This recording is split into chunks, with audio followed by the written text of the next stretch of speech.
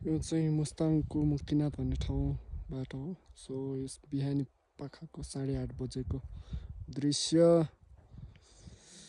हेर्नमा एकदम सुन्दरता, सृष्टिकर्ताको सृष्टि अनि तपाईँ हाम्रो सङ्घर्ष अनि आनन्दमय सृष्टिलाई हेरेर रमाउनुहोस्, आनन्द लिनुहोस्।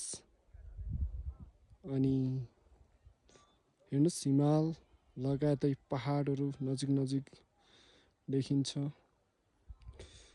अनि जमसङबाट आउने बाटो हेर्नुहोस् त्यहाँबाट देखिन्छ। अनि त्यो डाँडा हिमाल पारी चाहिँ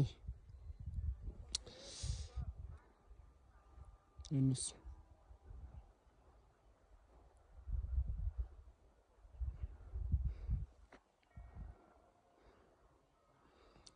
अनि भर्खरै घाम झुल्केको ठाउँबाट चाहिँ थोरङ्ला पास पर्छ। त्यहाँबाट थोरङ्ला पास गर्दै आउने हो, मुक्तिनाथ हुने हो। अनि मुक्तिनाथबाट ओह्रालो हुँदै हुँदै हुँदै हुँदै जमसङ, पोखरा अनि त्यो डाँडा पछाडि चाहिँ हिमाल पछाडि चाहिँ डोल्पा जिल्ला पर्छ।